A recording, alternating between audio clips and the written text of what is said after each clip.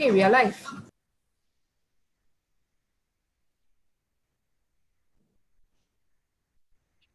A very good evening, ladies and gentlemen. Welcome. And of course, Tony Pachoy in an advanced state. Welcome to Cancer and I. We're 4 days into World Cancer Day, which was celebrated on the 4th of February. And really, it's been a day that has been on for more than a few years, actually for decades. And it's about awareness pertaining to cancer. And we've been very fortunate this year to be able to bring together a series of experts and get some of their very invaluable insights and of course some of their invaluable time as well in order to be able to share with us some updates on cancer, some explanation about things on how we manage cancer, and really as well as function as an avenue for you to ask and answer questions. So this is Cancer and I. So it's very good evening. Once again, this is Dr. Murali. So I will be the moderator for these sessions, and we are very fortunate to be able to be supported by Roche Malaysia. We're comprising of both the diagnostic, pharmaceutical, and the shared services arms of the group. And they're one of our main partners for this series in its entirety. But today we have also a special partner, which is Sunway Medical Center.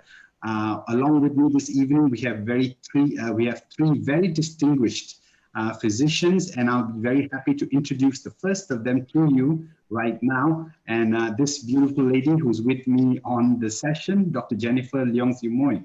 Dr. Jennifer Leong is a consultant clinical oncologist in Sunway Medical Center. And we're very privileged to have you. Thank you so much, Doctor, for coming on this evening. A pleasure to have you as well. And we look really forward to kind of kicking off the session. So no pressure for the entire Malaysian educational awareness thing for World Cancer Day. We're the first one kicking it off. But yeah, sure, no pressure. So just kind of before we kick off, I actually wanted to ask you a little bit and get you to share a little bit with us on who Jennifer Leong is and how did you come to work in cancer? It's yours, Doctor. Okay, thank you, Dr. Murali. First of all, thank you so much for inviting me to be a speaker tonight in the first of your many series. I'm very honored.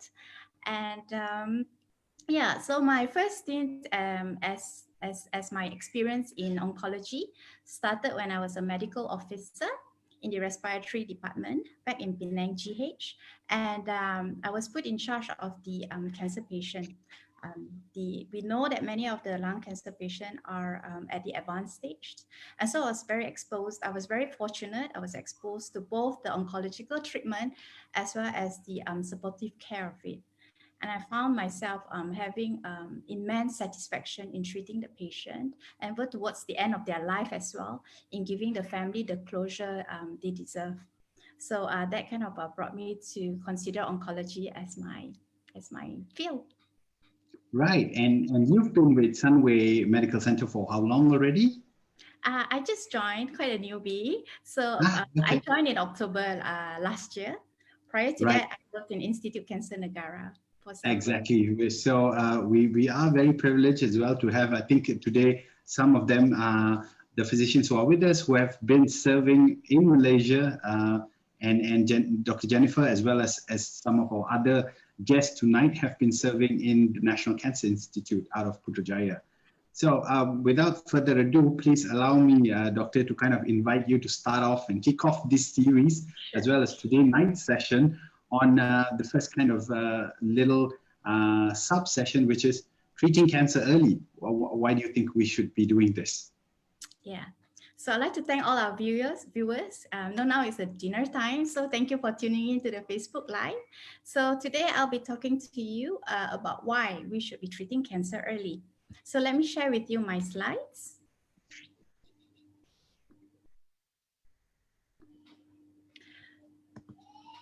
So let me give you an introduction to cancer.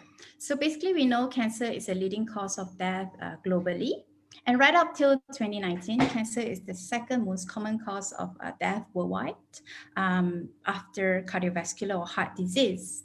And in 2018, there were more than 18 million new cases of cancer diagnosed globally. Unfortunately, about 5 million cases of them could have been detected sooner and hence treated more effectively at an earlier stage. And more than 70% of all cancer deaths occur in middle to low income countries because of limited resources that are channeled towards prevention, diagnosis, as well as treatment of cancer. So I'd like to share with you the data that's captured in Malaysia from our National Cancer Registry report. This is a huge collaborative effort from from multiple teams. And this data captured the cancer cases that were reported between 2012 and 2016. And approximately 115,000 new cases were registered between 2012 to 2016, out of which a little bit higher percentage was seen in the female population. So the most common cancer, the top 10 most common cancers, out of those, breast cancer still ranks the highest and most common cancer among female. And in the male, this is colorectal cancer, followed very closely by lung cancer. I would like to draw your attention to this chart here. When we break down these three most common cancers that I've mentioned earlier by staging percentage, and also what I've highlighted in the red box here, you can see that a lot of our patients are still presenting at an advanced stage of either locally advanced stage, which is stage 3, or even when they or sadly at stage 4, when the disease has spread to site beyond the primary site. So there is an increment in the number of cases of stage 3 and stage 4 as well. When we compare the registry between 2007 to 2011, there were about 58.7% of cases that were diagnosed at stage 3 and stage 4. And despite the increase in our campaign awareness, better detection tool, we see that there's still an increment of stage 3 and stage 4 diseases 5 years later. So why is it important for us to treat cancer early? Because we know that the disease staging, whether it's stage 1, 2, 3, or 4, is very closely related to the survival rate of the patient. So the aim of early detection is to detect the cancer, ideally when it is still at a precancerous stage. So this is possible if there were a screening tool available, or when the cancer is still very much confined to the organ of origin, i.e. before the cancer invades the surrounding tissue, lymph nodes, or organs beyond it like liver or lung or bone. Hence, the sooner we detect the cancer, the more effective the treatment is likely to be, and this provides the patient the best chance for a cure. And it is also found that if we were to treat cancer early, it's much more cost effective because there's less complexity in the treatment.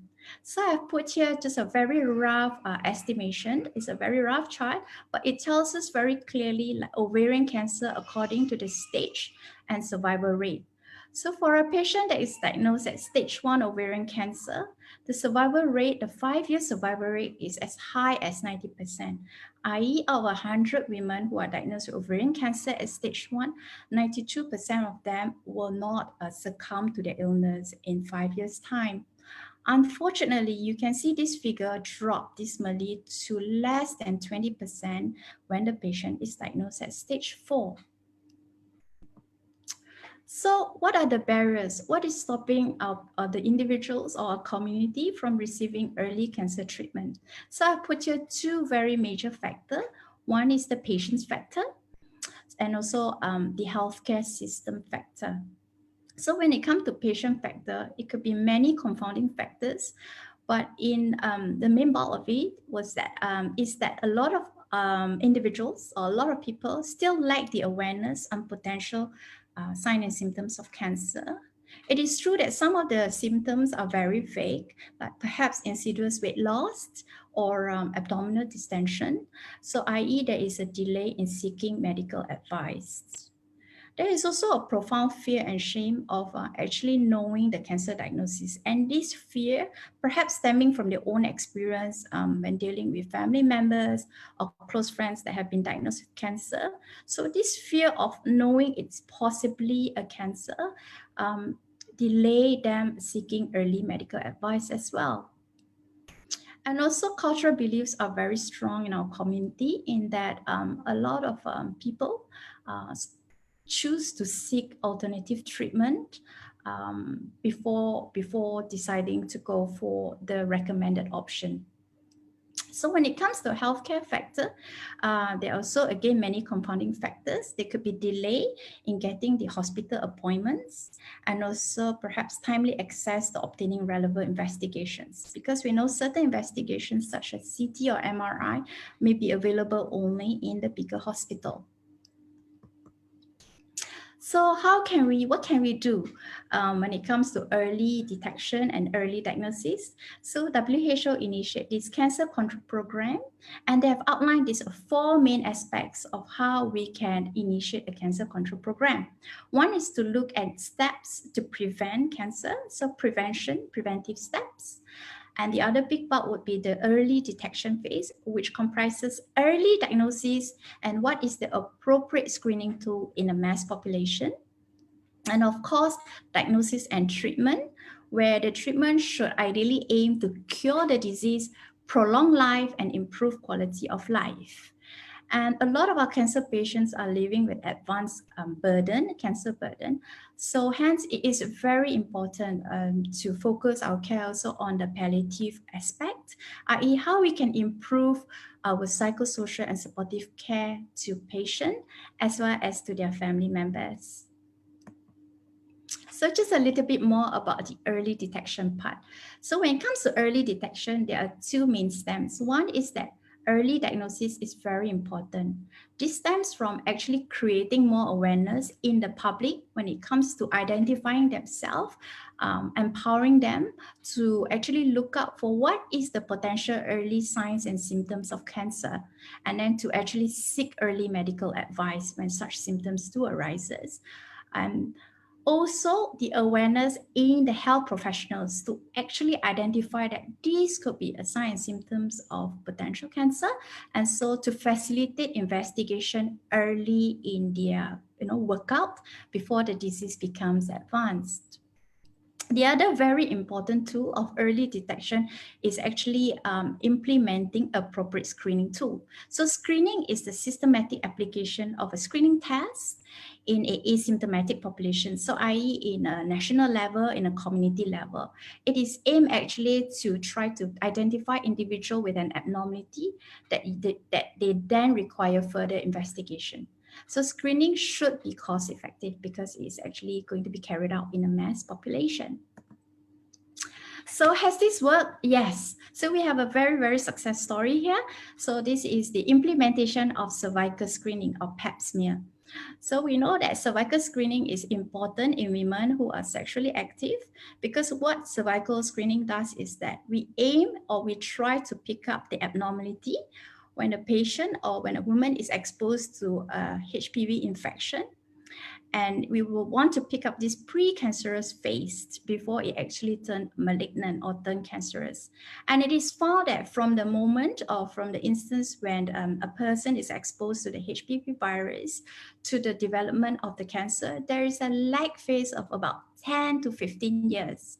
So if a woman regularly goes for cervical smear screening, we hope that we can pick up this a precancerous lesion during this lag time, and hence the women can go for earlier intervention, and hence preventing the woman from subsequently getting cervical cancer.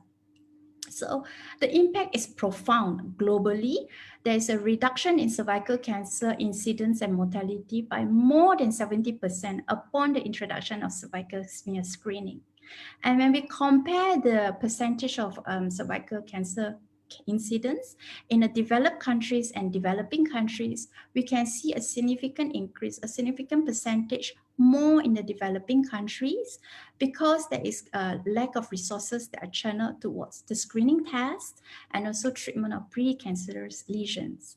So this line chart here beautifully depicts how when the cervical smear were introduced, the screening were introduced, and the usage increased over the decades, you can see how the incidence or the rate of cervical cancer dropped through the years. So this goes to show that when the screening tool is appropriately administered into a community or national level, it can have a profound impact in reducing the cancer incidence.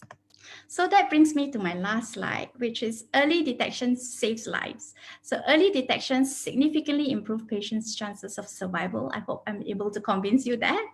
And that early diagnosis also significantly reduces treatment costs because there's less complexity involved there. And the National Cancer Control Program can be further enhanced. It takes a lot of collaborative efforts from everyone, from an individual, from our community, from the healthcare network, and of course from the government. Thank you so much for listening to my talk. With that, I end my talk. Thank you. Thank you so much, Doctor. And actually, so we've, ladies and gentlemen, for those who are listening, please feel free to put up some questions. Dr. Jen will be very kind and able to take your questions. So she's going to be taking any questions that you have at this point in time. But as we wait for some of the questions, Doctor, there's already one. So let me please ask that to you, being a Malaysian, critical question to ask. If I get treatment early, is it cheaper?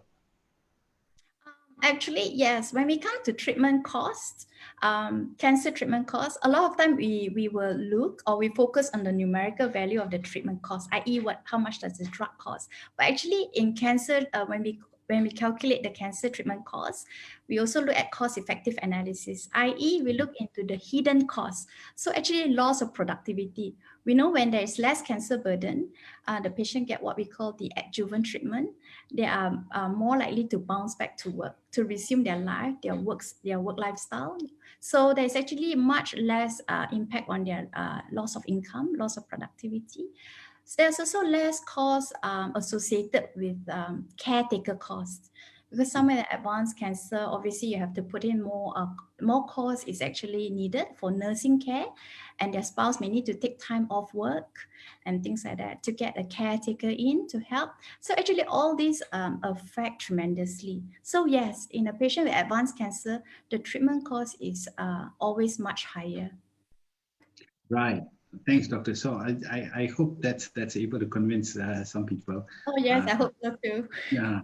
And I think you raised a very interesting point earlier. So I want to kind of approach that question and kind of get your opinion to share with our viewers as well.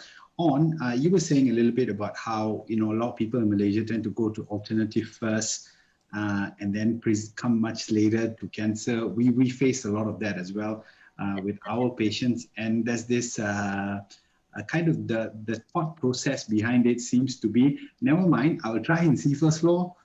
If it doesn't work later, I can come back to the oncologist. But I'm sure, what does this mean in terms of impact to the patient when you go and seek something else, and then you try that treatment, try A, try B, and then okay lah, finally we come back to the oncologist, but then the oncologist can settle after that. Does this work? Is this how good is this or bad of this is this to the patient? Yeah, I think alternative medicine, when it is applied correctly, it may have a role, like acupuncture. It may actually help relieve side effects when it comes to say like chemo-related side effects. So I think the main thing is actually to have that discussion. So for the patient, if we are able to at least see the patient first, I think a lot of them stem from fear of getting treatment, especially chemotherapy. We would put ourselves in their shoes, all these side effects, especially for women, and the loss of hair, the loss of dignity. So really is to have this open discussion with them and to try to go to their ground level. I think importantly is to actually make patient understand what is the rationale of their treatment. A lot of time they just accept it, but they don't quite know why we are giving adjuvant, why are we giving chemo when we have actually removed the breast tumor. So when you're able to get to the ground level, because every patient has got different education level, they have different belief, and sometimes what is advised by their friend and family, the thought is so strong. So actually is to tell them we're on their side, we actually want to listen to them. and then to try to make sense of our treatment. I think a lot of time when our treatment and our intention makes sense and we genuinely care for the patient, they're able to accept or they're at least able to think through, their process and hopefully accept the treatment that we propose for them. But certainly alternative medicine is one of those barrier in receiving treatment early. And sometimes it's sad when they get diagnosed as stage 1 and it's meant for curative intent. Yep. But they unfortunately decided to go for alternative. And if it does not work and they do come back at stage 4, we do kind of miss the boat of giving them a better chance of survival.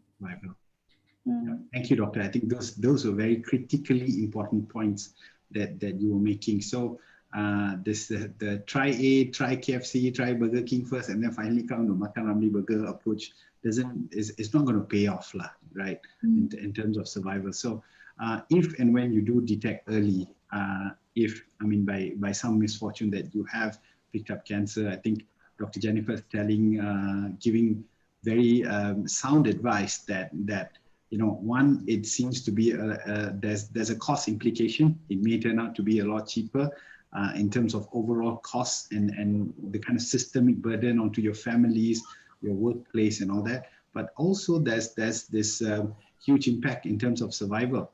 And right on, as we're on that, Doctor, I just want to ask you another question, because this seems to be a kind of another thing that now is trending within the cancer community, which is, and really I hope you can share with us some info on this. There's an idea that people feel a little upset now when they're diagnosed early in early stages of disease, because they then feel that I only have surgery as an option, I only have chemo as an option, I cannot get targeted therapy, I cannot get immunotherapy. So I myself wait for a while and then see, I'll go later so that I don't need to get chemo, I'll straight away get targeted. So believe it or not, even I have about 3 or 4 patients like this. So your thoughts on this, Doctor? Yeah, I know, because immunotherapy, targeted therapy has taken the oncology world by storm. We see, of course, very good data presented out there. But it's always important to know that stage 1 or 2, when the earlier you present, the less cancer burden there is, actually that really affects the survival rate. So by detecting early is, a blessing, sort of like in the lining of the cloud. So I would say yes, because, but what happens is that all this R&D into targeted and immunotherapy, slowly they will shift to the left side paradigm. So they always start off with the stage 4 cancer in the advanced cancer, or those that have exhausted the standard of care. And then we are actually looking more into earlier treating early cancer. So there are more and more data of targeted therapy for earlier stage cancer. So, right. But now, yeah, there's still not enough evidence to implement them there. Right. There is one question, and we've got a bit of time, so let me ask that to you. What is your take in integrating natural therapy? I'm going to be very careful with the words natural therapy with chemotherapy to aid with pain management. I think, again, it's always good if the patient feel that they can be open, rather than, because we know that we can't stop patient from trying something else alongside your treatment. Yeah. So the main thing is that you are seen as approachable, and the patient can actually talk to you about it. So I think it's important that when whatever treatment or natural therapy that they're taking does not actually clash, because often the time we are worried that the treatment may clash and patient actually go into acute liver toxicity. And what it does really is that it has a domino effect on their treatment schedule. So everything is going to get delayed, and that is going to affect the chance of survival as well, when we cannot actually continue the treatment on a time regime. So it's important that we go through whatever treatment that they kind of like wanted. Sometimes I know that there are patients coming to me with different kind of like, there are a lot out there, alternative treatment, and sometimes those are like fruit juice sachet and things. So again, it is balancing every patient and every scenario. And right. Main is to tell them that there's that risk of the medicine clashing. So just have to be extremely careful, especially when they're actually undergoing cytotoxic like chemotherapy. Right, and I think that's one of the kind of other important messages that Dr. Jennifer is sharing with us, which is really open up and speak to your treating oncologist, your treating physician, so that there can be like kind of an interactive discussion. And I think you'll be very happy to have people like Dr. Jennifer who are now, much more open to have a two-way discussion. I think that that's the key. It's a two-way. Yeah. Yeah, exactly, Doctor. I've got one more question and we can take this. Your opinion, Doctor, on the survival stage for stage 4 cancer patients with and without chemotherapy. The data from abroad states that there's about 20% for 5-year survival of stage 4 colorectal cancer. How about our local data, colorectal and pancreatic cancer? And stage 4? So I think the question is about on survival rate for stage 4 cancer patients with and without chemotherapy. I think focusing on colorectal cancer or pancreatic cancer. Okay, so offhand, I mean, for colorectal, okay, they're both, of course, pancreatic cancer, we know generally have quite a more dismal prognosis. And we are looking more and more into whether immunotherapy can help in those with MSI high disease. But generally, I would feel that our incidence rate, or at least our prognosis, does not differ very much from the global one. Yeah, it should reflect quite similarly to the global rate. Right, and perhaps... For stage 4 cancer, again, I think it's quite general for stage 4, because stage 4 cancer, again, what I do is that I divide the patient into, there are many factors that can affect prognosis. So when we look at the chart, like I showed earlier, the ovarian cancer chart, this is a very rough one. So prognosis is also affected by the age when the patient gets diagnosed, because that can a lot of time determine whether they can receive the full course of treatment, because they could be impacted by comorbidities, like they have heart disease, diabetes, or high blood pressure. So, and also whether the patient, wants the treatment. So prognosis, when we look at the data and the chart and the global data, they give us a rough idea of estimation. But really, an individual prognosis could be sometimes quite different, because there's all these factors involved. Right. Right. One last one, and I'm just pushing my luck with you here. I hope it's okay. Of course it is. Okay. Thank you. And so this one is on how does hormone therapy work? I think they're asking something like success rate. Okay. So is this for breast cancer? So there's no specific cancer mentioned, so which makes it all the more challenging. So probably maybe breast cancer would be a good example. So basically hormone receptor, hormones therapy, they're actually kind of like a targeted therapy in that it actually blocks a certain receptor. So the best example would be like breast cancer. We have the estrogen receptor, the progesterone receptor, or the HER2 receptor. Of course, being that if it's an estrogen and a progesterone, that's the oral hormonal therapy. So what it really does is that it is like, how I explain it to the patient is that it is like a key. The drug is the key, and then it goes look for the right door. Hence, it's a target, right? It goes look for this specific estrogen receptor door, and it locked it. And what it really does, it prevents the cancer cell from being able to get more signals to grow. So it stops the signal to the cancer cell to grow. And it is really very remarkable how scientists find out all these pathway and mechanism, and then it is able to work at the molecular level. Yeah. Right. So as we wrap up, Doctor, maybe one message that you can give us about detecting cancer early, and that's going to be our take home from you today. I would really advise that for all women, go for your mammogram screening. You can go over to the website, the guidelines. There are appropriate age where you can start mammogram screening, in a normal population, in the high risk one. So these are all available online. We have done a fantastic job. There's a lot of guidelines out there. And also go for your cervical smear screening. I hope my example of how it reduces the cancer cases is able to convince for all women who are sexually active. And the take-home message from my talk would be that early detection saves life. So if you have any nagging signs and symptoms and you're not too sure, just go see your family GP. Just let them know, have a chat.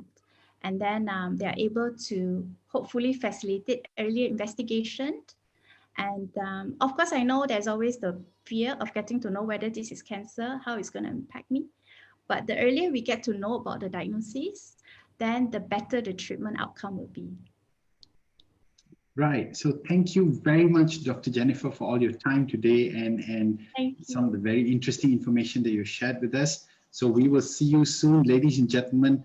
Please allow me in thanking Dr. Jennifer on your behalf. This is Dr. Jennifer Leong, consultant clinical oncologist from Sunway Medical Center. So thank you very much, Doctor. And thank you for all the questions. Have a good evening. Okay. Good evening.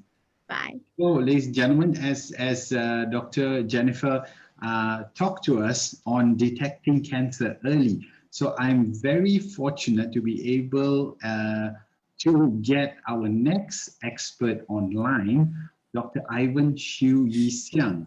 Dr. Ivan is also a consultant clinical oncologist who is practicing in Sunway Medical Center. Good evening, Dr. Ivan. How are you? Good evening. Yeah, how are you?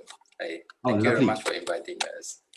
Such a pleasure having you, and really we're very privileged this evening to be able to have Dr. Ivan with us. And Dr. Ivan is going to speak to us a little bit on the other aspect of cancer, which is treating cancers which are late. What can we actually do? So just before we actually turn the stage over to Dr. Ivan, I'm going to kind of ask Dr. Ivan one or two questions about himself. So Dr. Ivan, how did you come to oncology? Why oncology? Oh, okay. Basically, I joined this field mainly because I like the field of physics and statistics. So I was thinking of becoming a radiologist, actually. But radiologist is quite difficult to get in at that time, I think, into the master program. Then I'm thinking, what should I do? So eventually, I think probably the area which is short of doctor probably is oncology. And true enough, that time, I think the country is very, very short of oncologists. So I think radiotherapy is a very good field. I mean, it's a field that requires lots of physics and mathematics. So I think this is a field that I would like, and that's why I choose oncology. That's the main reason. Right, lovely. So how long have you been with Sunway Medical Center, Doctor? I've been with them since last year, early of last year, just the beginning of MCO. Right, and previously you were with some other institutions? Previously I was with Dongxun. I was with Dongxun for 5 years. Prior to that, I was in Nilai and HKL, yeah, before that. Right, will do, Doctor. So thank you so much. And really, I think Dr. Ivan's here to address one of the big concerns in terms of cancer. And Dr. Jennifer kind of alluded to it earlier when she was showing us the statistics. And she, if you notice, quite a lot of our cancers are picked up late. Now, when cancers are picked up late, we have this issue where people seem to think they very often give up. They have very little hope left. And I think Dr. Ivan is here with us today to tell us, look, it's never too late, isn't it, Dr. Ivan? Correct. And perhaps, with that, please allow me to turn the stage over to you. Okay, thank you very much. So today I will be given the topic to talk about the late cancer. So hold on, I share my slide first. All right. So the topic given to me was treating late cancer and what can we do. So late cancer is one thing, but what's more important is what can we do to deal with these kind of conditions. But before we talk about this topic, probably it's good for us present to you what is the outline. The challenges in the late cancer treatments, and then I'm going to talk about the treatment modalities for the late cancer treatments, and what are the new game changers for the late cancer treatments. So, all right. So before we talk about this topic, it is important for us to know actually what are the challenges in the late cancer treatments. So everything's happened for some reason. I think not all the patients, they come late. It's just because the disease present late or some of the personal issues. Some of the patient present late is because of the combination of issue. Some of the patients come late because of their fear of treatments. They are having anxiety of coming to hospital. They are fear that if they diagnosed with cancer, then what they will be treated will be chemotherapy. And because of fear of chemotherapy, then they come late to seek for medical attentions. But it's not always true, because with the current technology, not all the cancer we treat with chemotherapy. Because some of the cancer, actually what the patient needs only targeted therapy or some form of other kind of treatment like hormonal therapy. So it's not always true.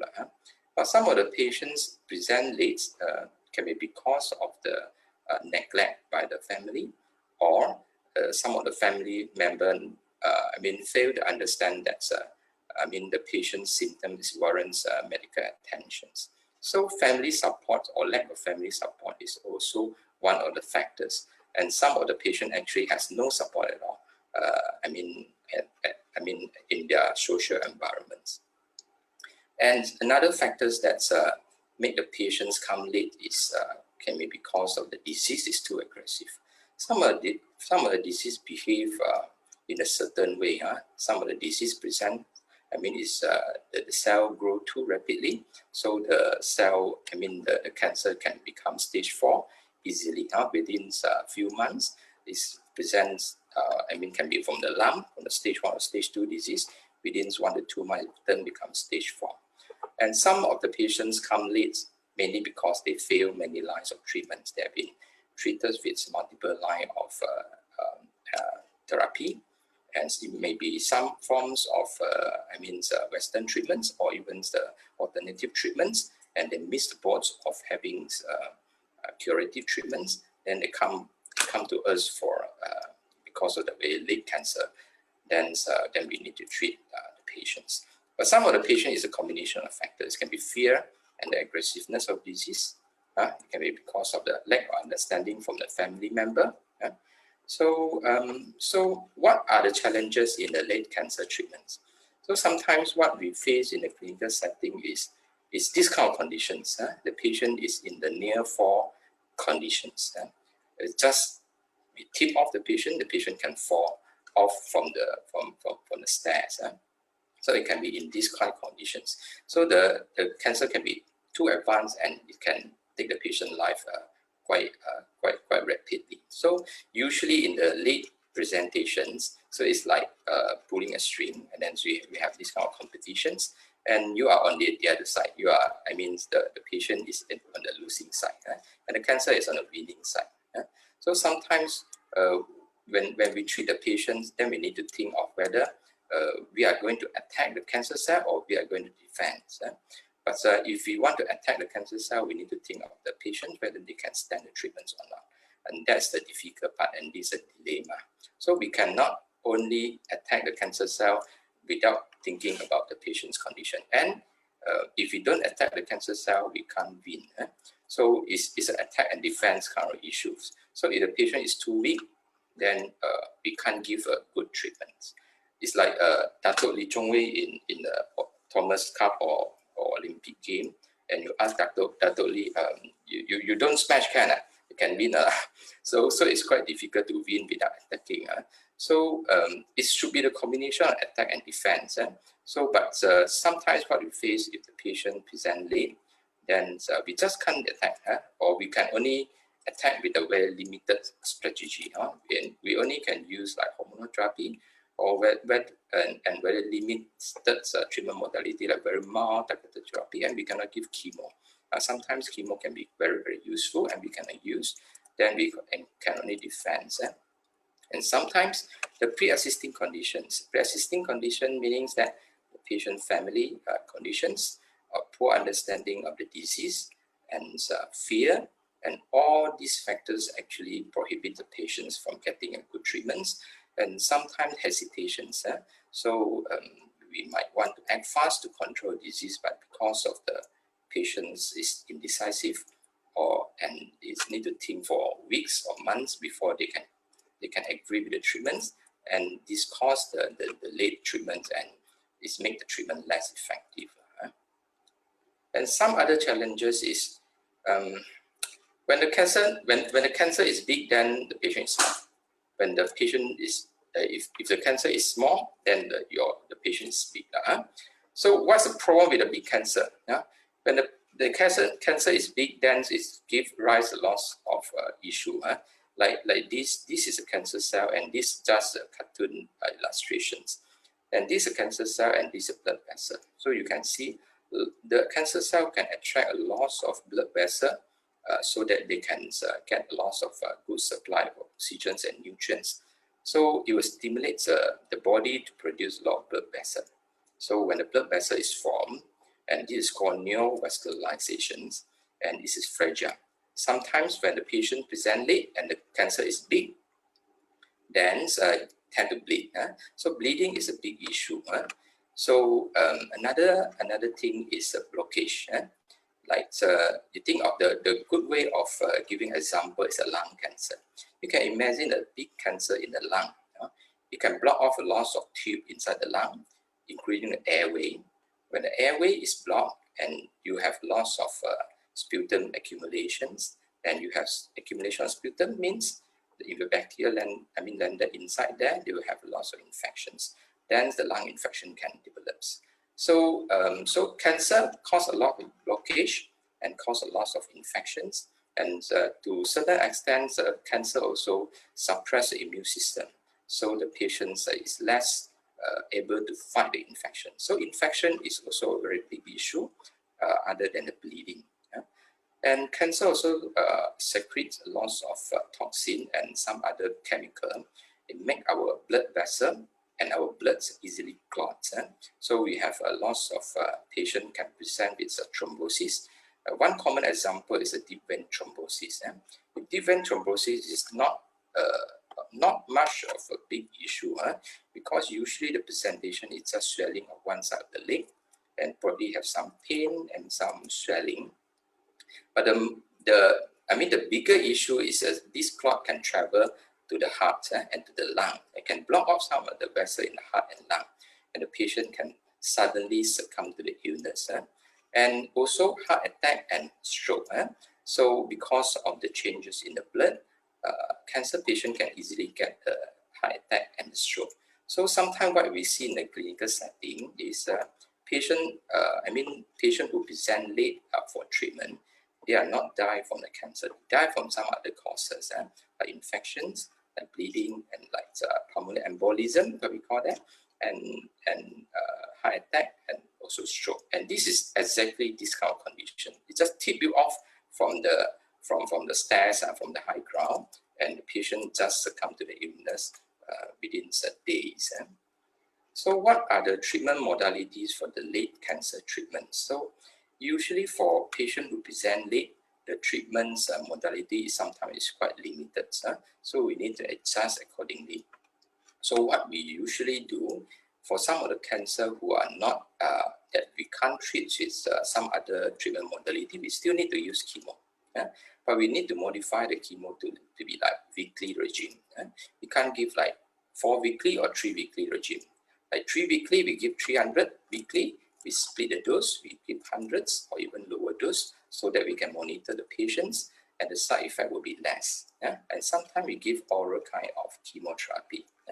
And oral kind of chemotherapy, the good things about it is we can stop. If there's any complication, we just stop the treatments and the patient can recover from the complications. And that's the good parts about giving oral chemo. Instead of giving like 3 weekly or 4 weekly chemo, which is more toxic. And sometimes chemo is not appropriate anymore, or sometimes certain conditions we can do an interventional procedure that we need to refer patients to interventional radiologists to palliative, for example, that can relieve the patient's conditions quite rapidly. Within 1 to 2 days, patient's condition can be improved.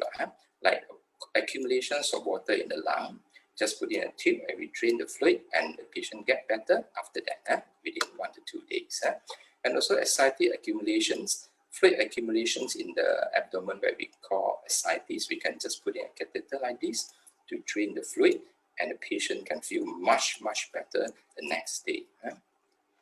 And sometimes what we use is a targeted therapy. Targeted therapy is a kind of treatment that block off some of the cancer receptor, and this is more targeted, by the way, and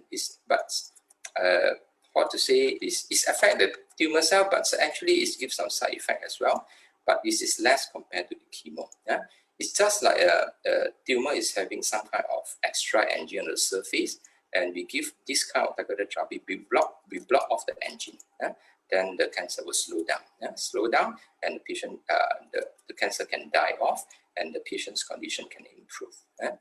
But other than this targeted therapy, we also give localized treatment like radiotherapy.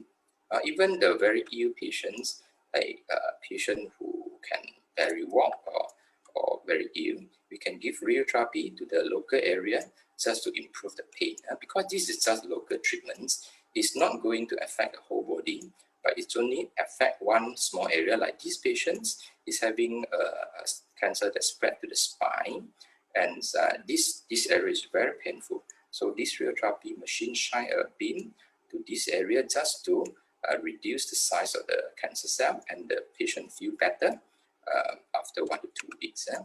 But sometimes in certain conditions, patient is not suitable for treatment anymore.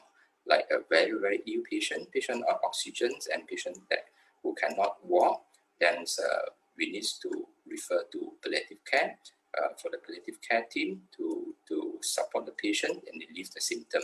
And some of the medication actually work wonder, like morphines. A lot of patients have some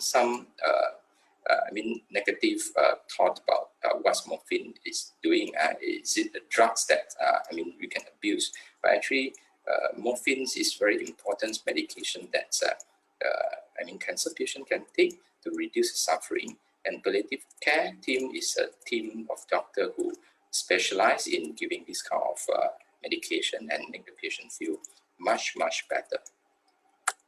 So what are the new game changer for the late cancer treatment? They are actually sometimes the patient present late and the treatment started late is because we don't have the good analysis of the tumor. But some of the analysis or investigation tools are available. It's like one of the good tests is a next generation sequencing. Next generation sequencing is a kind of test that we detect multiple mutations like this. This is about 50 to 60 mutations, or sometimes we detect even 160 or even 200 to 300 mutations at one go. So sometimes we cannot get all these mutations done because we don't have enough tissue, or sometimes it's not enough tissue, then we need to do another biopsy to look for another mutation. And test one by one is tough, and it's time consuming. But if we can do something like next generation sequencing, we can test all the mutation at one go, like 160 or even 200 to 300 mutation at one go, and we can get the result within 1 to 2 weeks, and sometimes even faster, like 3 to 4 days. And with all these mutations detected, and we can detect some of the the targetable mutations, then we can use targeted therapy. And this is the report of one of my patients. And this is the lung cancer specimen that I sent up. And usually lung cancer will have EGFR mutation, ALK, ROS1 mutation. And we usually will do these 3 mutations first. Sometimes after we do these 3, and we don't have enough tissue to test for others. And now we can use this kind of testing. And for this patient, we detected a HER2 mutation. And as you know, HER2 mutation is commonly found in the breast cancer patient. But now we know that some of the lung cancer patients will have this kind of mutation. And we actually can use some of the targeted therapy medication to block off some of the mutation and make some very big difference to the patient quality of life and control the disease. And some other equipment like a radiotherapy machines, like this is a gamma knife. Why we call it gamma knife is like operation. It's a one-day treatment. It's like an operation one-day treatment. And this is radiotherapy. Is 1 day of radiotherapy. It act like just a knife to burn a cancer cell. And we deliver a very high dose radiation to a very focused area in the brain. Usually we treat the brain with a gamma knife and to burn off the cancer cell and kill off the cancer cell. And some of the treatment modalities like SBRT, that we use different radiotherapy machines, which is more advanced, and we can deliver a very high radiation dose to lung. For example, for this case is lung, and very high dose probably just to 2 to 3 fractions of treatment to burn off the cancer and to kill off the cancer cell. And sometimes it's to cure cancer. But some of the patient with a late cancer, with a late presentation, we also can use this kind of treatment. It's because the side effects tend to be lower compared to the conventional 3D conformal radiotherapy. And one of the very good treatment modality which is available now is immunotherapy. Immunotherapy is a kind of treatment that we change the patient's immune system for the immune system to attack the cancer cell. This is commonly used in lung cancer patients and some head and neck cancer patients. I have patients who have undergone immunotherapy and very ill patients with a very big lung cancer, and after immunotherapy it just disappears and the patient stable for 2 to 3 years now. And we can turn the patients from a very ill with a late cancer stage, and we can turn the cancer into a very we can control the cancer in long term. In certain ways that we turn the cancer to become a diabetes or hypertension, and with this immunotherapy, because we actually change the patient's immune system so that the immune system can take care of the cancer, and we can achieve the long term survival and long term control of the disease. Yeah. Okay, Dr. Murari, I pass it back to you. I think my time's up. Thank you so much. Hi, doctor. So no, I was saying, I think your how to say tagline or your killer line for today is transforming cancer into diabetes. I think that was the really interesting line, doctor.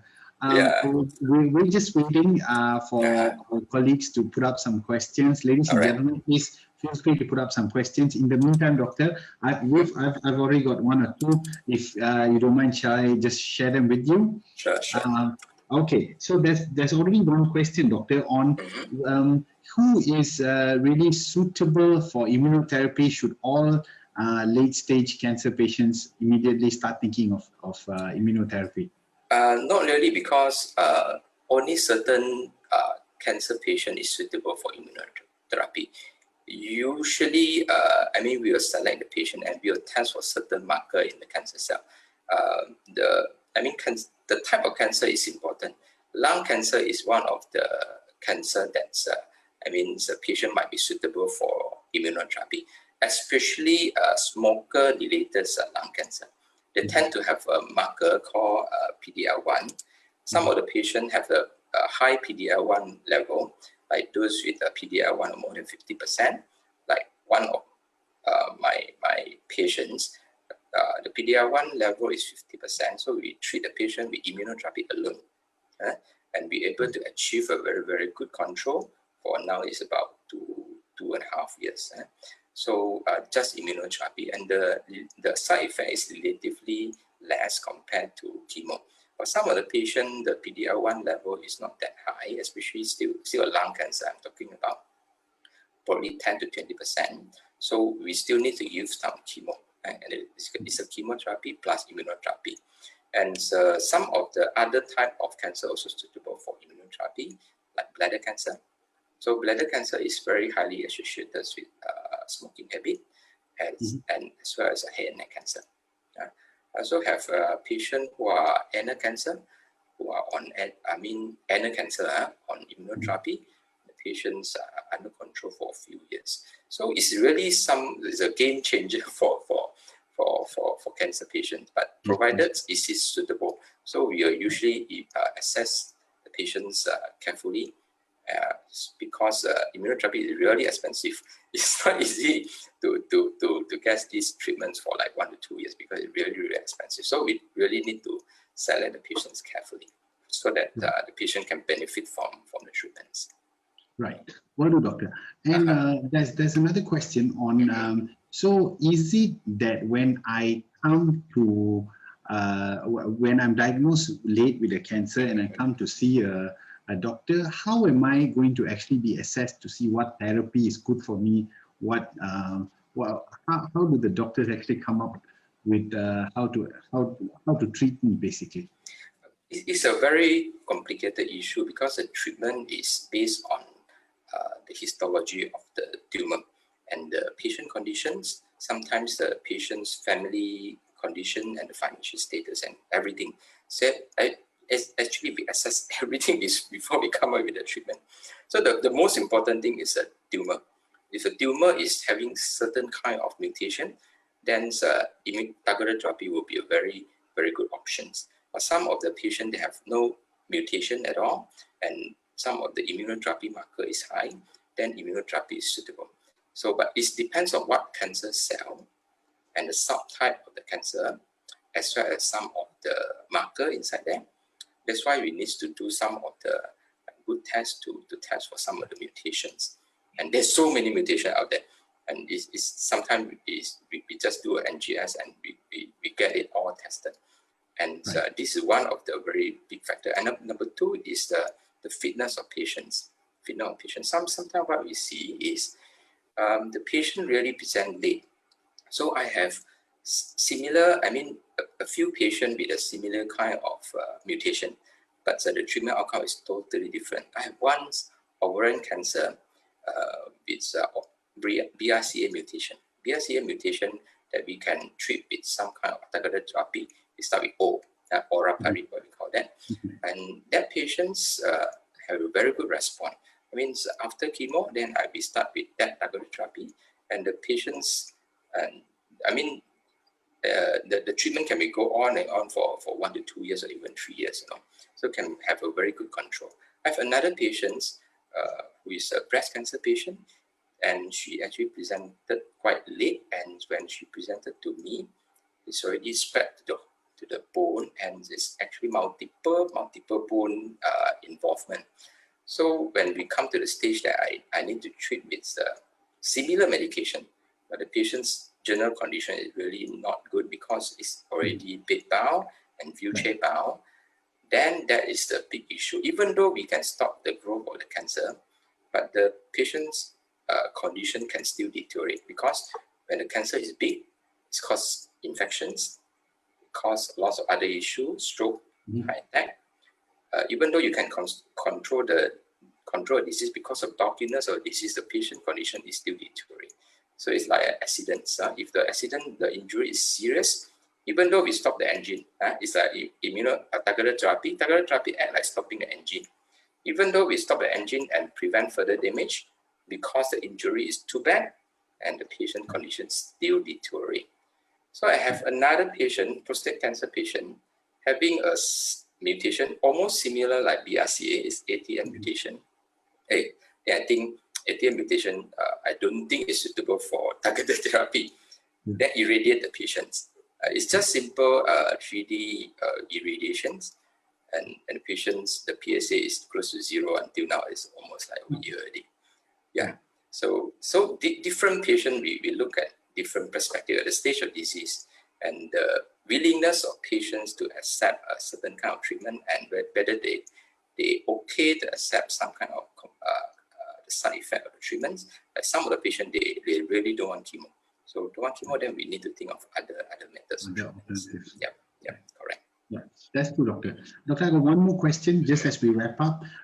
This is there's a viewer who asked, I understand that immunotherapy is relatively more expensive than conventional treatment, but of course with better outcomes.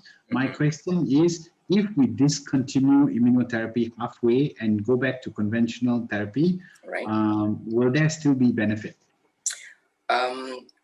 Actually, we don't have a good answer to this question, but it's good to start immunotherapy, even though if you have financial constraint, but you have limited, financial reserve, it's still good to start with immunotherapy. It's still good to start with immunotherapy if you are a good candidate, because immunotherapy really change the immune system. Because sometimes what we do is, it actually is a 3-weekly treatment. Sometimes we even give like more than that, every 4 weeks or every 5 weeks, or even some of the doctor give every 6 weeks. I see some of the Canadian guidelines, they recommend every 6-week treatment, something like that. And sometimes we reduce the dose. We reduce the dose because you see the immunotherapy medication is designed, and a lot of clinical trials done in the West, and Caucasian is a very big size. And our populations, their weight is quite low compared to the West. So sometimes we reduce the dose because sometimes the financial condition is not allowed. Then we reduce the dose, then it becomes half price, or we lengthen the treatment interval, and we still see response. And really, because immunotherapy really changed your immune system. If sometimes what we see, even we discontinue the immunotherapy, the treatment effect is still there. It's like one of my patients, supposed to go for 2 years of immunotherapy, but he continued until 1.5 years, a little bit more. And actually, during the treatment, we also lengthen the treatment interval and give the half dose. And till now, the patient is, the tumor is still under control. We saw a treatment for more than half a year already, because it really changed your immune system. Yep. That's true. That's true, doctor. Yeah. And I think one of the other things that really has been an innovation is, I think a lot of our pharma colleagues are now increasingly introducing immunotherapy as a total cost, meaning you take for a certain amount of time, and then after that, the drug is then available free. So, I think. But in immunotherapy, we don't have that scheme yet. I don't know. That's the problem. Yeah. We need to push for that. Yep. One last question, doctor. Are you able to take that question? It's okay. Okay, lovely, doctor. Thank you so much. So this lady or gentleman is asking, in regards to malignant melanoma of the anal canal, is immunotherapy an option for treatment if you don't go for an oncological resection? Because most patients are going to refuse this lifelong stoma. If it's a melanoma of anal canal is really something very rare. Yeah. So usually what we'll do is stage the disease properly. So whether it is still curative or not, if it's spread outside the area, then it becomes stage 4, then it's not curative anymore, then no point going for the operations. But if we do the scan, a very good scan, and still shows that the disease is not spread outside that area and still curative, and we still will encourage the use of operations, because this is the only modality of treatment which will cure the patients. If not, then immunotherapy will be the palliative measure. I mean, it's just aimed to control disease. And if we talk about the long-term cure of the anal melanoma, sometimes the data is not strong. Sometimes it's not suitable to use immunotherapy, because we know that some of the mucosa melanoma is because of some of the mutation, and sometimes we use targeted therapy, and the targeted therapy, the effect won't last very, very long, and it's still better to stage properly, and if operation is indicated, then do the operations. Surgery. Do surgery, yes, correct. Will do, doctor. So, doctor, thank you so much. I think one of the really impressive things that you've done for us this evening is open up to a lot of patients that, one, late-stage cancer, there's still this whole kind of armamentarium of various tools that in terms of therapeutics that you can use. And I think you talked to us about quite a lot of a variety of things that can be used together, used individually, or used at the appropriate time. I love your use of the term protect and defend. That's the kind of byword of how we manage late cancers. And Doctor, as we draw this segment to a close, is there any message that I would be able to get from you as a takeaway for our listeners, our viewers today? Okay, I think it's really important to come forward and see a doctor early, because late presentation, it can means late disease with a fit patient, or late disease with a very patient with a very poor condition, and it make a very, very big difference.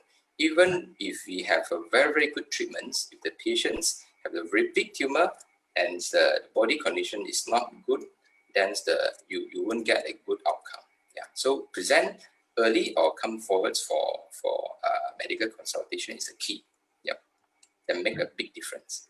Yep.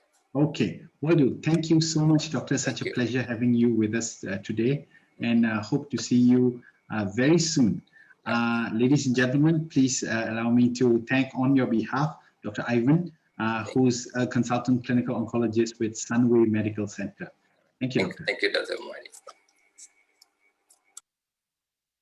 And ladies and gentlemen, bringing this session to its final segment this evening, I have the privilege and the honor of introducing Dr. Julia Ho.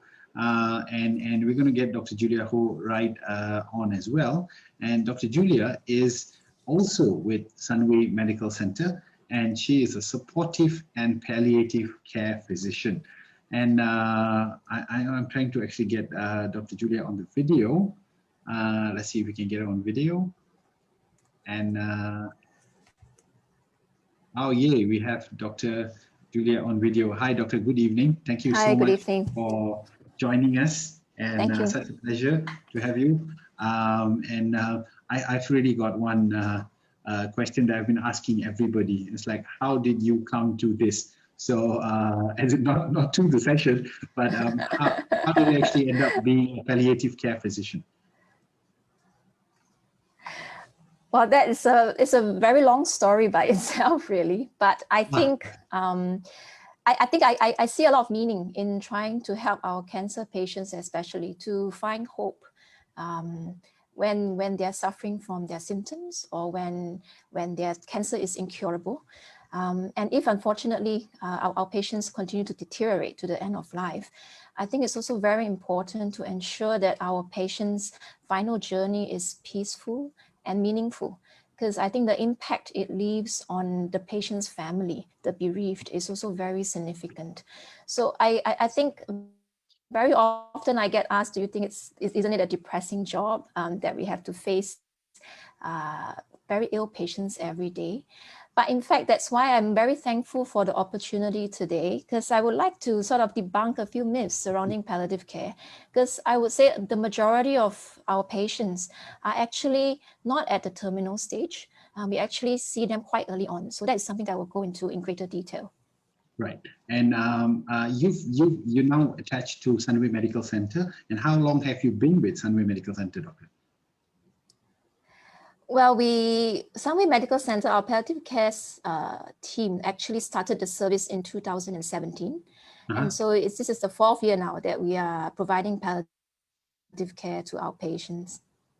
Okay. Which other institutions were you attached to before you joined Sunway? Were you with I was at Malaysia? Did you work out of Malaysia? I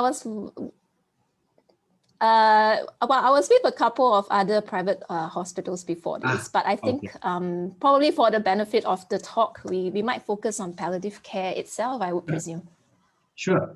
I think, as you were saying, one of the very important segments or points of the cancer care continuum is palliative care. And I think one of the misnomers about palliative care is the idea that once everything else is sorted, nothing can be done. And then, we ask the palliative care physician to kind of come in.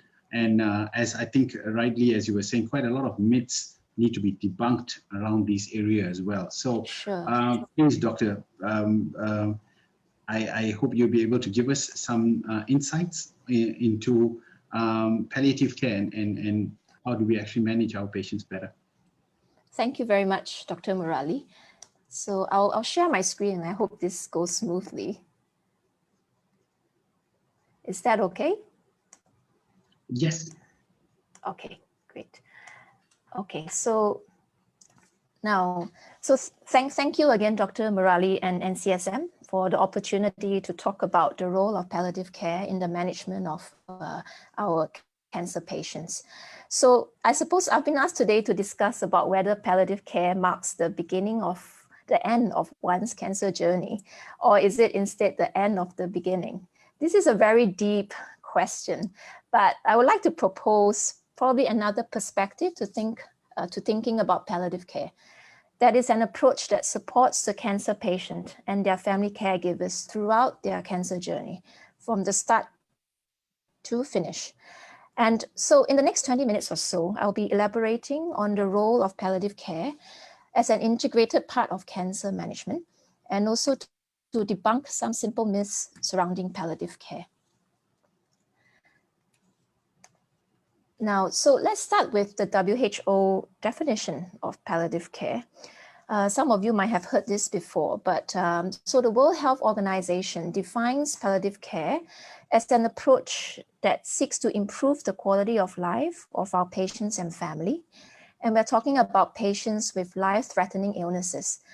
It could be advanced cancer or advanced organ failure, like end-stage kidney failure, end-stage heart failure. And by early identification and good assessment and treatment of their symptoms, which could be pain or psychosocial or spiritual and other physical symptoms. The purpose of that is to help the patient to prevent and relieve their suffering so that they can maintain a good quality of life. So I think the whole idea of palliative care is not about end of life, it's actually about affirming life itself to help our patients to find meaning in their suffering. So we use a very holistic approach. And we work very closely with other disciplines as well.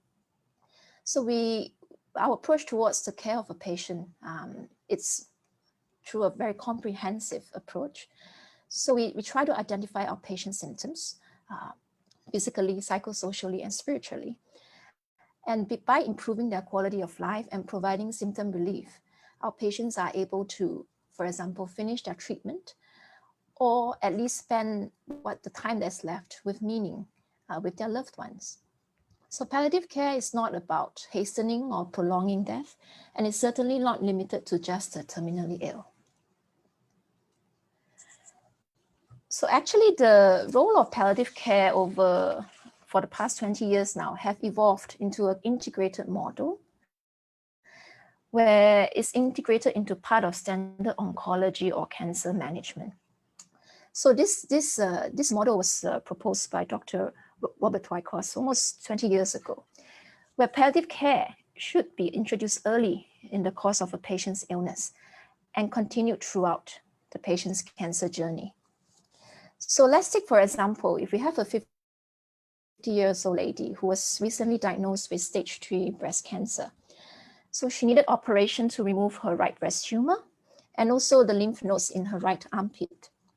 So after the surgery, she has a lot of pain and her right arm is swollen because of the backflow of lymph fluid back to the heart. So the swollen arm is also affecting her daily function. So even at this early stage, palliative care can have a role to help her to manage her symptoms, both in terms of pain and also to liaise with other allied health professionals to help her functionally. So perhaps at the early stage, the input of palliative care is quite small, and we're largely focusing on curing the cancer. But if, unfortunately, despite best cancer treatment, the patient's cancer continues to progress to stage 4, for example, where the tumor has spread to other organs, the patient might then have a lot more symptoms, which require a lot more supportive care to manage. So perhaps at this point, palliative care will have a much bigger role. So as we progress to the end stage of a patient's illness, when the patient is too ill to to have further cancer treatment, then we might be focusing on mainly comfort care. Importantly, I would like to also highlight that palliative care also supports the family after the patient has passes on in the bereavement period. So back to the main question, I would say that palliative care supports the patient from the start to the end of the cancer journey.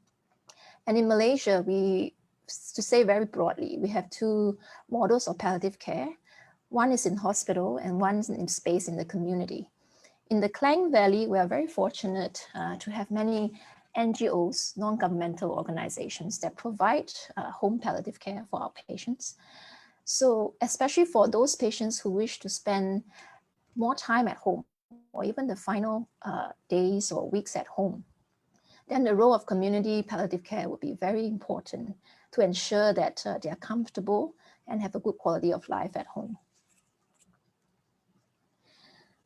So from that example, I think it's quite clear that cancer is complicated.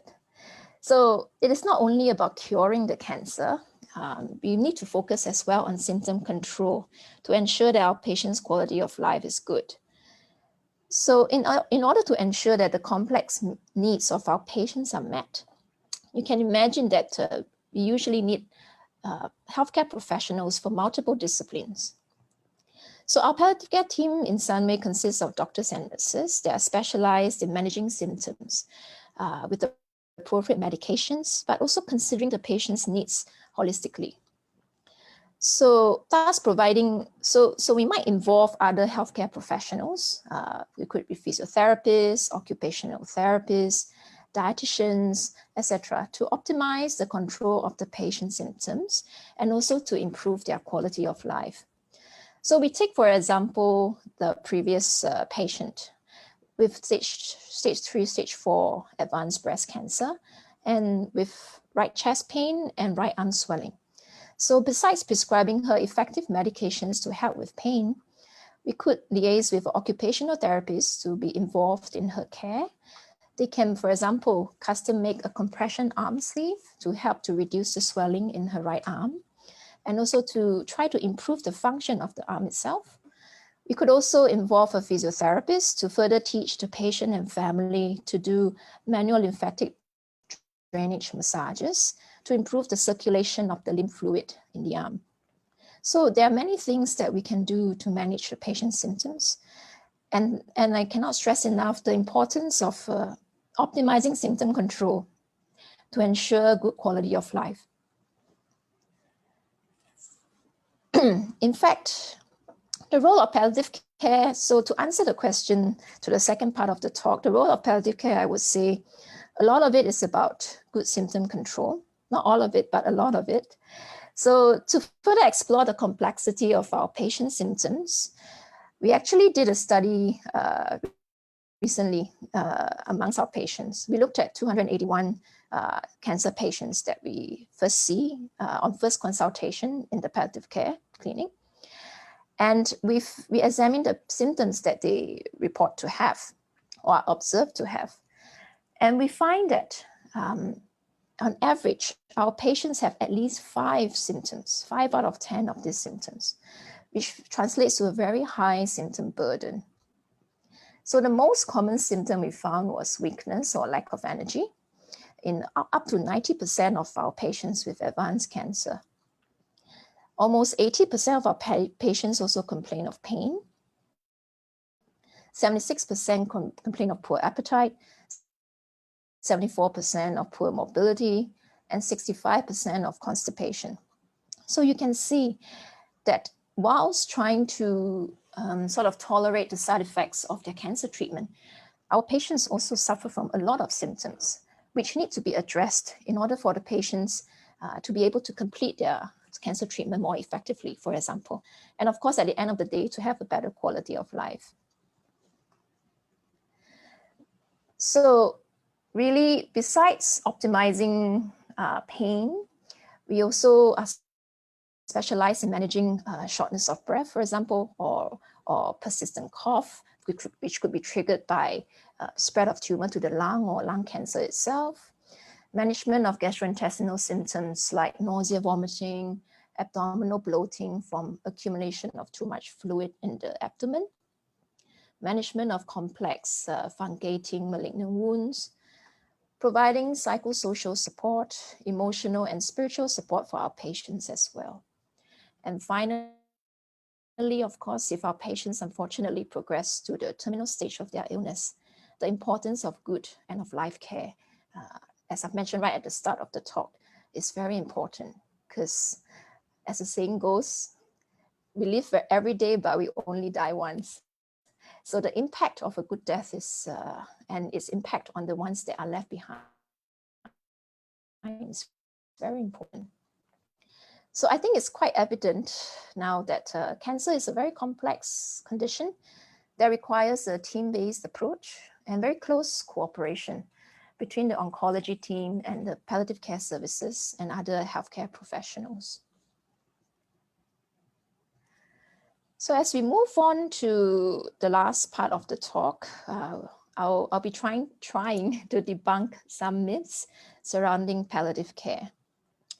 I think, again, a very common misperception, I would say, is that palliative care is only for the terminally ill. I think I have sort of touched on this a little bit right at the start, that palliative care really can be applied early on in the illness. In fact, the World Health Organization supports the introduction of palliative care early on in the illness, so that to ensure that the symptoms of the patients are well managed, so that they can then continue to complete, for example, their cancer treatment more effectively with better outcome. In fact, there was a landmark study published in the New England Journal of Medicine by Tamil et al. In 2010. They looked at two groups of patients with advanced lung cancer. One group who received standard oncology care, and a second group that received standard oncology care plus early palliative care to help with their symptoms. You'll be interesting to find that actually the group that received early palliative care on top of standard oncology care actually survived longer with a better quality of life. So one of the conclusions by the authors are that perhaps with better control of symptoms and better establishment of the goal of the treatment, our patients were able to tolerate the treatment better, and thus with better treatment outcomes, leading to better survivals. Also, the group that had palliative care involvement actually saw less invasive treatment that is given to the patient at the end of life. So I think these examples quite rightly illustrate and that palliative care is really not just at the terminal stage, but can be very beneficial right from the start of the diagnosis of the cancer itself. Now, the second misperception has been briefly touched on by Dr. Ivan. We come across this almost on a daily basis. So the idea that morphine is harmful or addictive. In fact, we sought to look into this in greater detail. We published a study sometime last year looking at two groups of our patient and our family caregivers' perception towards the use of morphine for cancer pain. Not surprisingly, most of our patients thought that morphine is only used at the final stage as a last resort, that morphine is addictive, that morphine can damage our organs, and basically that morphine is related to opium and harmful. But surprisingly as well, despite these negative perceptions, most of our cancer patients and their family caregivers are actually open to the use of morphine to treat their cancer pain, because the priority of treatment at the end of the day for the patient and the family is to ensure that the patient's pain is well controlled and comfortable. So all the more, it's very important for us to spread the awareness about the use of morphine in the management of cancer pain.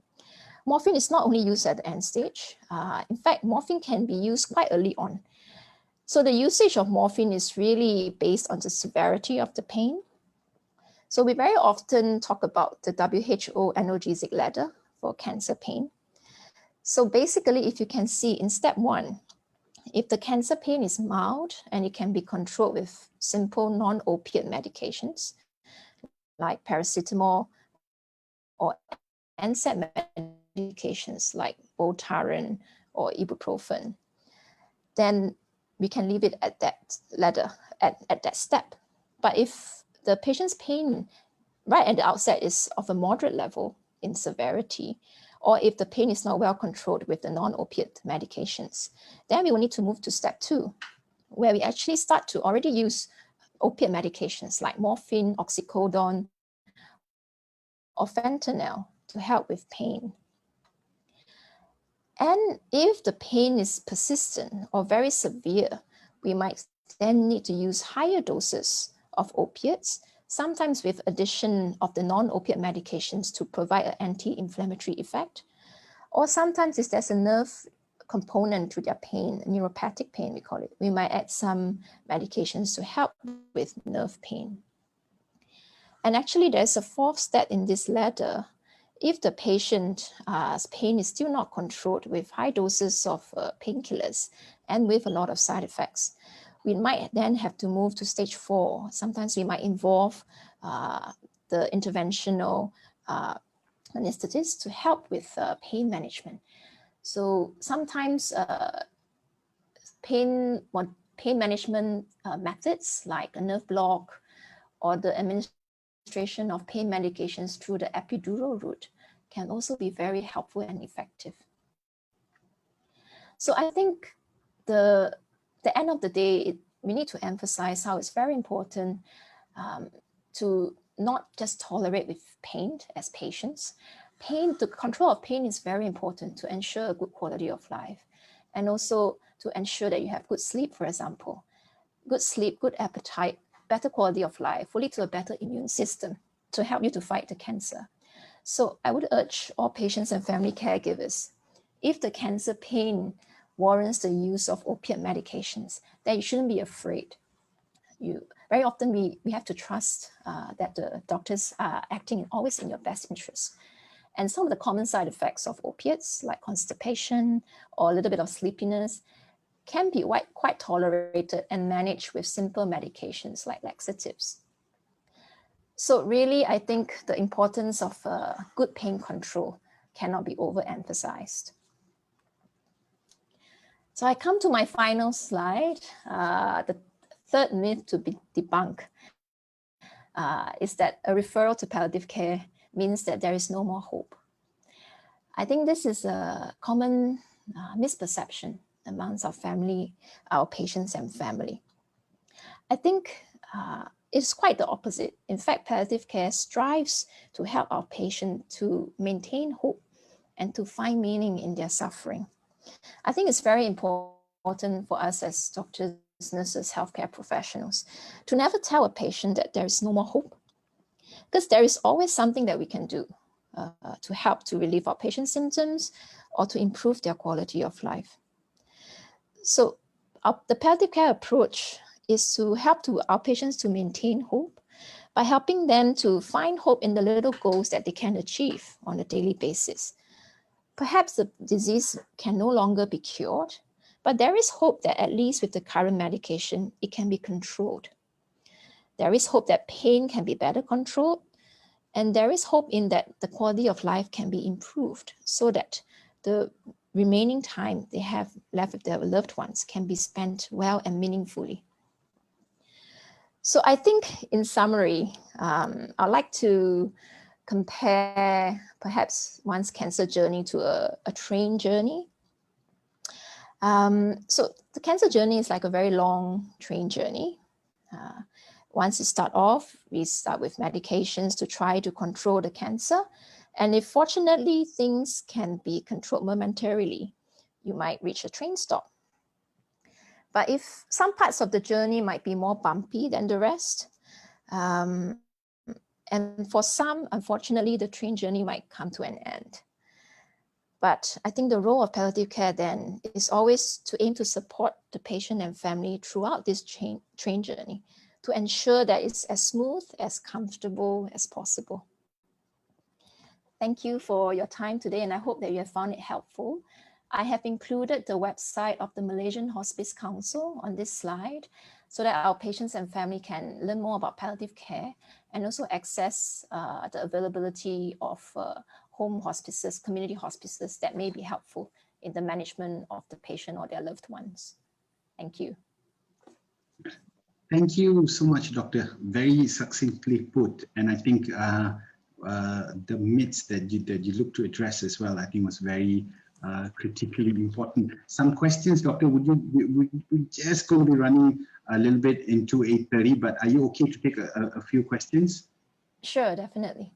Okay, lovely, Doctor. There's one question from, I think, one of our viewers on how is palliative care charged actually, and how does one engage such services? Okay, I think that is a very good question. As I mentioned before, there are two models of palliative care available in Malaysia, whether it's hospital-based or community-based. And even with hospital-based, you can access palliative care both in the public and private hospitals. Most of the major tertiary private hospitals have a palliative care unit. Most of the palliative care, the tertiary public hospitals, that was actually my timer, actually has a palliative care unit. So those services would obviously be free or subsidized by the government. Yeah, a few private hospitals have palliative care services, including Sunway Medical Center. So the charges are heavily subsidized, and I would say it's a bit less like any other doctor's consultation, really.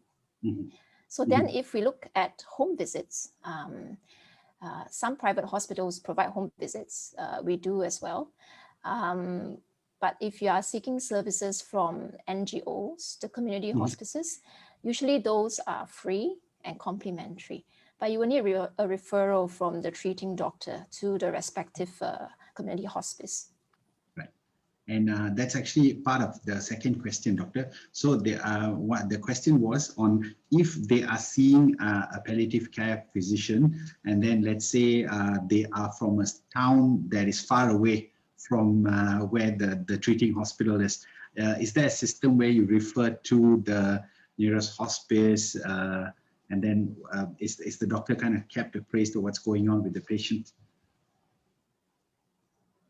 Yes, so I think from the website that I included on my last slide, it actually lists all the hospices throughout the country. So certainly, let's say we have quite a number of patients coming from various states, Seremban, Ipoh, and we liaise with the respective hospice in that respective state.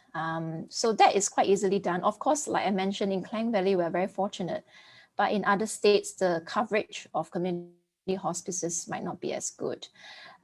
Most of the public hospitals actually provide at least basic level palliative care as well. So, and in that way, it's also steadily expanding in terms of accessibility. So I would encourage all patients and family caregivers, if you feel that the patient's symptoms are not well controlled or there might be a role for palliative care, to speak to your treating doctors to be referred respectively.